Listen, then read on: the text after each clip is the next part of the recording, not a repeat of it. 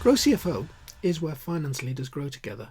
Join thousands of like-minded professionals using GrowCFO to access the combined knowledge and experience of the finance leader community. You can join us today at growcfo.net.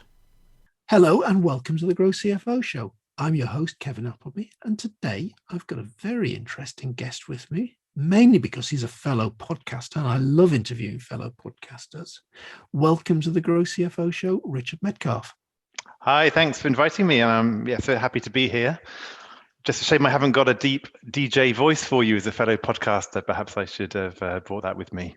But as my other podcast, The Next 100 Days, my co-host Graham Arrowsmith always says that he's got a face for radio. Well, there's have you read that book about negotiation tactics where they advise you to have your late night DJ voice? So I think that's the one I need to perfect for my probably. I probably need to get my words straight here. I probably need to perfect one of those as well, Richard. But there we go. So Richard, that could be a learning objective. You're much more than just a podcast host. Tell me something about yourself. Right, well, strap in, or if you've got a spare 5 hours, I'll tell you my life story. No, I'm just... No, let's have the condensed version. Yeah. So I like to say that I'm what you get if you were to put a McKinsey consultant, a slightly unorthodox pastor, and an entrepreneur into a blender. So one of those will it blend experiences. I'd hate to think what colour that comes out. Well, yeah, it's probably not a great colour, which is why I've got a good face for radio, as you said. Yeah. So, I mean, in a nutshell, I grew up in the UK. I studied at Oxford. I now live in Paris. That was meant to be a one-year assignment. Ended up marrying into the culture. So. You've got no choice but to stay there now. Yeah, well, it's been good. I get 2 cracks at all the sporting tournaments, right? Being binational, which in the case of the Euro has turned out to be good, obviously, in favour of England at the moment. And I thought France were going to go further than England this year, so I'm actually quite surprised the way things are turning out. It's always like that, isn't it? It's always what you don't expect when it comes to these things. And then professionally, I was a strategy consulting partner in tech, media, and telecoms, and then I was a tech sector exec working at Cisco. And what I do now is I work to advise some of really the most impressive tech sector execs on the planet, and help them take themselves and their teams to a new level of success. So that's what I love doing. I work with CEOs and other senior executives on reimagining their success formula. Right. Okay. And what's the name of that business, Richard? Yeah, so the business is called Xquadrant. It's for anyone who's spent any time with consultants, we love to draw 2x2 matrices and put an X in the top right, which is the place to aim for. And so Xquadrant is kind of a nod to that. Really for me, it means a number of things, but it's about how do you create the and, right? Like not just the or. It's like how do you find the stretch to, for example, create fantastic results and have more time to think than ever before? Yeah. Or, how do you mobilize a team and create an incredible place to work and generate better financial performance than you've had before? It's always those things which people often see as tensions. Yes. I try to help people think, well, how can we actually do both of those? How Yeah. can we look at things differently? You're absolutely right. It's a big challenge. And the first one of those that you mentioned there, I spent an entire podcast on with Catherine Clark a couple of weeks ago. It's a big area, and it's creating culture, creating a team to work in, increasing profits, all the rest of it. It's something that there's never a right answer in my view. There's always, and every company is different. So what I find is that for each of us, there's a next level. No matter how far we've got to, there's always another place to go. And the thing is that what I find in my clients is that when you've got a really impressive CV, when you've already risen pretty far up the career ladder, you've definitely got a little success formula that's working for you, right? It's generating results. It's got you to where you've got to. But deep down, that everyone's looking at you pretty impressed, but that it's not that impressive for you. It's just what you do. Somehow, you've worked hard, but it's just what you do, and you're here, and there's more to get to. And the game here is, how do I re-engineer that success formula that's got me to this quite impressive place already, as a finance director, as an executive, whatever it is, and how do I operate differently to get to an even a higher level? And that's a bit of a risk for some people, right? It can feel a bit risky. I've got this thing that's working, and I'm I going to know, move here. looking at that, we've had several podcasts where we said, well, you've got to that level and everybody's looking at you fairly impressed, and there's the other thought that's going on in your mind that says, oh, and how long is it before somebody finds me out? Yeah, the imposter syndrome. The imposter syndrome. Yeah, well, I like to say that actually, imposter syndrome is it's not a bug, it's a feature. Yeah. And actually, when you're feeling the imposter syndrome, it actually means that you're learning, you're on your edge, you're growing.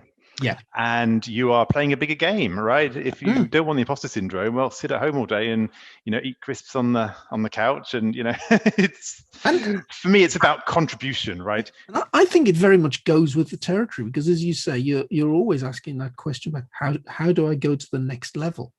So that next level is always going to feel uncomfortable by definition, because you're not used to it, you're not experienced in it, and in some ways you're constantly experimenting with something new, and sometimes that something new might not work.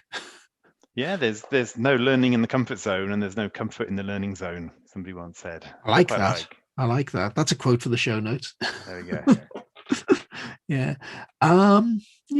So you're coaching CEOs, okay, but we're a finance show, so how do you see the relationship between one of your CEOs, and one of our CFOs?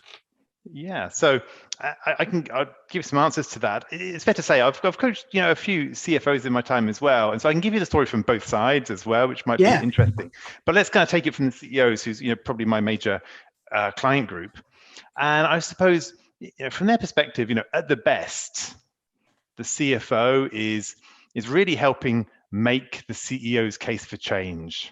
They're providing numbers, backup, support, articulate it, helping articulate the vision in a quantitative format in many ways, and be able to provide that analytical firepower. At the best, the CFO is also delivering insight to the whole executive team and to the board.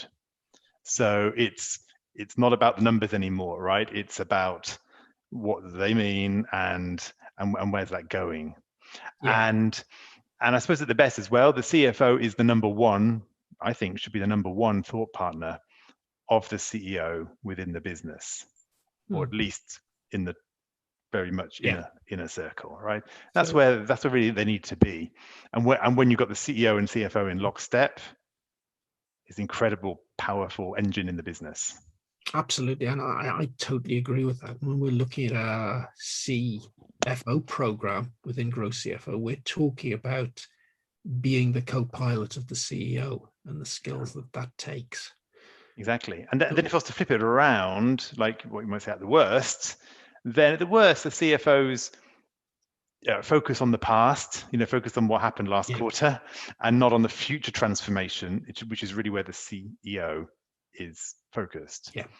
Or they might not be bringing the difficult issues to the CEO. In other words, if there's some kind of, if they don't see each other as peers, and the CFO is slightly insecure in their relationship with the CEO, then perhaps they don't bring the difficult issues. They don't have those intense conversations around ideas, and they're not necessarily acting as the partner.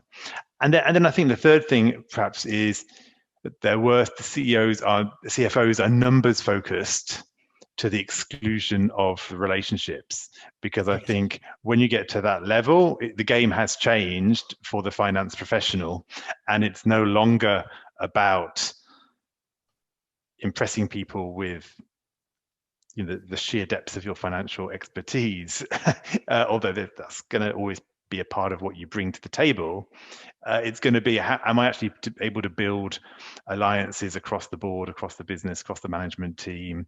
Am I going to be able to deliver that, build relationships with the investors, create the know, like, and trust factor, and all those other parts?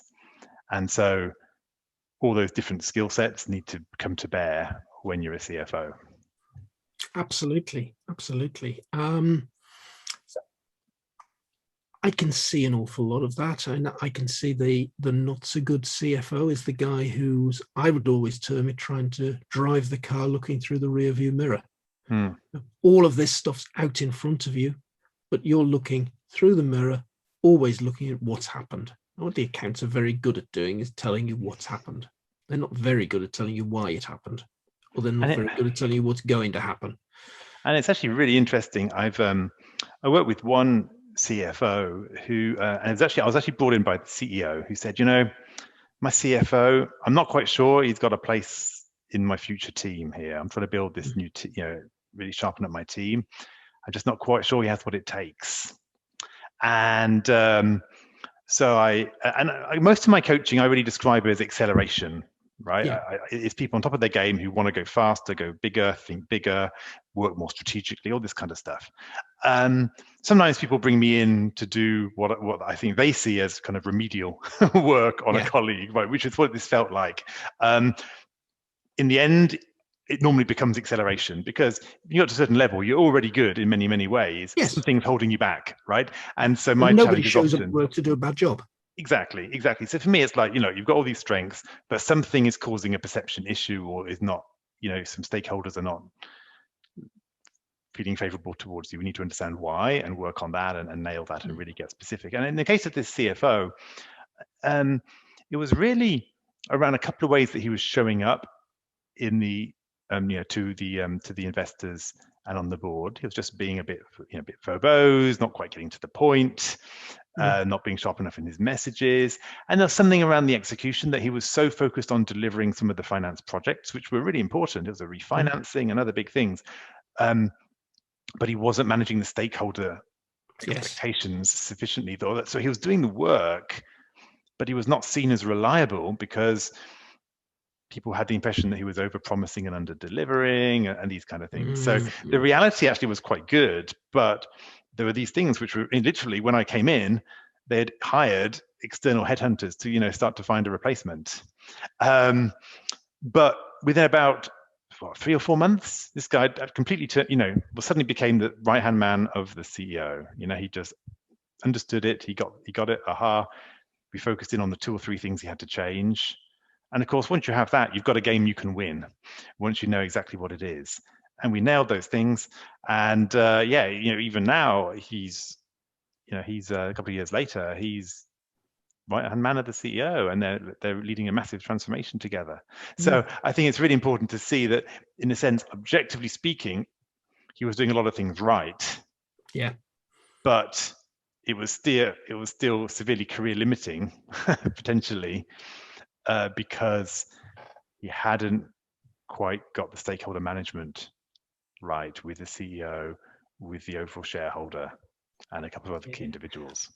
I remember learning that lesson myself many years ago, Richard. I was, prior to my consulting career, prior to going off and joining PwC, I was European business account for ICI Plastics. And ICI at the time, this is probably the very early 90s, we were implementing some very, very big accounting systems.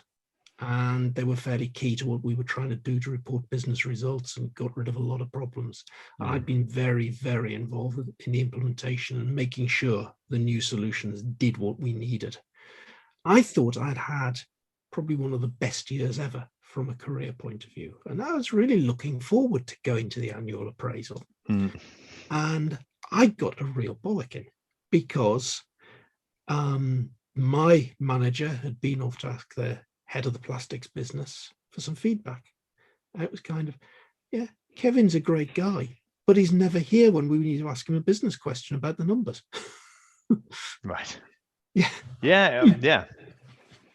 It's amazing, isn't it? It's often, one of the things I help almost all my clients work with at some point is this idea of, how do I free myself up for more strategic activity? Yeah. And often we get so engaged in doing all this stuff that we don't have time for the super high value stuff.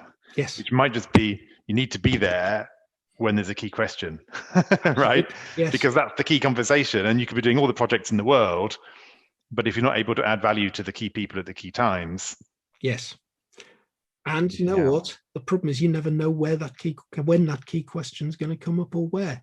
Yes. So if you're off in a systems implementation meeting and that key question comes up, you've missed it. Yes. Yeah.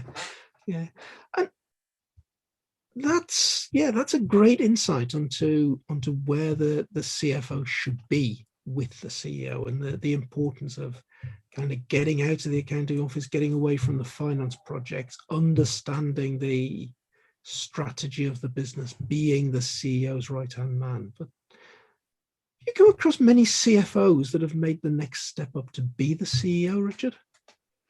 Yes. In fact, is it just one I was thinking right now? One jumps to mind. Might be a couple actually, but the one definitely springs to mind, who was the CFO and is now running a $2 billion business.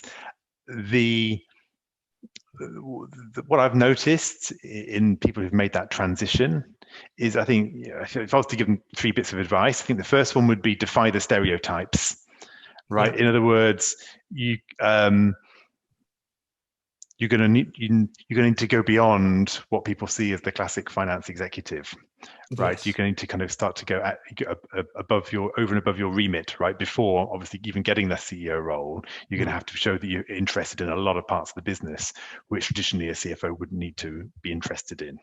Yes, and it's very easy for the CFO to stay in that zone that he would normally be expected. Yeah, and it's a comfortable zone, and nobody's going to challenge the CFO on that part of the business because they totally own it, right? Functionally speaking. And so the CFO is going to need to be really trying to build that broader commercial understanding. I think the second one, which is really part of the first one in some ways, is to go big on vision, right? At the end of the day, the CEO has to really own a couple of things pretty uniquely in the company, one of which is the vision and the values of the company to really embody, like, where are we going? What's the transformation this company is going through right now? And every company is going through some kind of transformation. And who do we want to be as we do that? So to keep people accountable to certain ways of behaving. And I think the other area is the CEO uniquely really is responsible for developing the executive team, which is another key area. So to have a vision for the company and for the team is going to be important for a CFO who wants to make that shift. And then the third point I would say is be ready to leave the numbers behind, which again is a painful one, because you're going to get there because you master the numbers. But at the end of the day, as soon as you become CEO, you have a CFO, and your job is not to be a better CFO than your own CFO. Your job is actually to empower and let that person do their job. It's no longer your job. And again, working with this one CEO, he said, like, to start with, it was quite a stretch. When he was doing the corporate presentations, he would feel very comfortable when he got to the finance slides, the numbers. Yes. And he would even, one thing we worked on together was he realized that he would even give that away in just little offhand remarks that he would make. You'd hardly notice he was doing them. But he'd say, oh, here we are, my comfort zone or something. He would just kind of respond to it. And then when he got on to, say, the technology roadmap or the technology vision, he might again make a comment that kind of shows, oh, I'm a bit out of my depth at this moment. He wouldn't say it in so many words, but it would be undermining his influence in some ways, because he was never seen in his previous life as a CFO. He wasn't meant to be the technology expert, and of course the CEO doesn't need to be either, but a bit more expectation that you're going to be more rounded, you're going to understand different parts of the business at a different level. And so I'd say, just being ready to leave the numbers behind. Going to be a key step. I could think about that as a finance guy who actually secretly is a bit of a techie and quite likes the tech, but at the same time, I've still got all my Excel spreadsheets. I think getting a finance guy to step away from the numbers he's got sitting in his own personal Excel spreadsheet that tell him everything is very, very difficult. Yes. Well, no one said it was easy, right? That's that's why you get paid the big bucks. So, but I think it's really important. It's you have to realize that you're going to take some of that obviously a lot of your skills with you, but it's not, no longer is your primary responsibility to own that spreadsheet, right? You have to really start to raise your game and raise your vision to what else you're trying to do. Yeah. So, what advice would you be giving to aspiring CFOs looking to grow their business relevance? There's a lot of things. There's probably some common threads coming through that we've talked about already. But what are those key 3 bits of advice to maybe the future or the new CFO who's really aspiring to grow their business relevance? Yeah, we've talked about a number of those things, I guess. We've talked, about relationships and all these things. I suppose I'd kind of describe it in a couple of ways. I'd say the first one is stop trying to wow people with your finance skills, because it's going to be taken as a health factor. It's going to be taken as red. What you're going to need to demonstrate is your business, wear your business hat and not your finance hat. So think cross-functionally. You're going to bring the finance obviously to bear and the numbers to bear, but try to have some different perspectives as well, right? Don't just wear I'm the kind of the financial expert, functional leader, but also think, well, commercially, what do we want to do here? What risks should we be taking? What are some of the bigger commercial decisions, the people decisions? Just be a bit more involved in those areas and partner up with your colleagues. And I think the second one is, don't just have a financial plan. Show your colleagues that you have a plan for finance. In other words, make sure you have a strategy for how you want to up-level the finance function. Because if you can't up-level your own finance team, then why should you be asked to help up-level any other part of the business? So, I think there's a big challenge there. One of the groups we've got within GrowCFO that meets most Tuesday lunchtimes, we talk about future of the finance function. And we talk about people, we talk about systems, we talk about processes. And there is so much in the world of finance, in the world of transformation, that isn't just for finance alone, but has knock-on effects all over the business. But the average CFO has lots that he can grab a hold of close at home and show very easily, I think, that he's on top of business change. He's on top of transformation. Yeah, I always say, is finance part of the problem or part of the solution? So is finance getting ahead of the business challenges to be able to provide data and insight into new business models, into the new products and services, or the new ways we want to be thinking about our business? Or is it busy reporting in a way that made sense yesterday for yesterday's channel structure, for yesterday's product structure, all that kind of thing? And you know what? The rest of your C-suite probably couldn't care less about last month's management accounts, so don't go boring them for half an hour in the board meeting with a presentation on them. Yes. Yeah. And often that idea about how do you present insight in a condensed fashion is a real mark of finance maturity, shall I say, that you don't have to show all your workings. But Richard, that has been a wonderful insight from the CEO and the CEO's coach perspective. But before we finish, I've been looking at your website, and anybody listening, I'd actually encourage you to go across to Xquadrant's website. Have a look on the tab on their website that talks about free resources. There's some fantastic stuff on there that I think is actually, it's very little duplication of what we've got in GrowCFO, but really some quite complementary things. There was a little one that rather fascinated me on there, Richard. Tell me about the Kryptonite Test.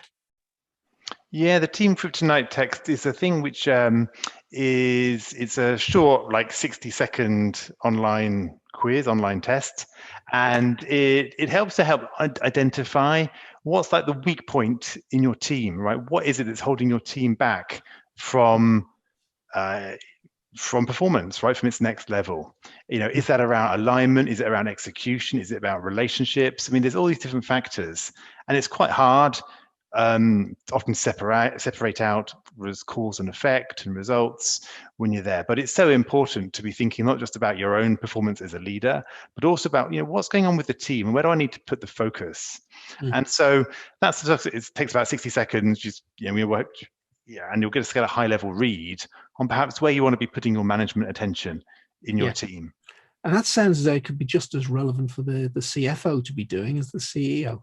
Yeah, absolutely. And right now I'm actually working with the whole CFO function, doing a kind of a more expanded version of that, actually working with teams, working with their team to really start to think about, as a finance function, like what is the impact we want to be making on the business as we go forward? In the next 2 years, how does finance want to impact the business? And so that's kind of the more deeper dive. But just starting off with this kind of Kryptonite assessment will just start to help you think, where are we shooting ourselves in the foot or holding ourselves back?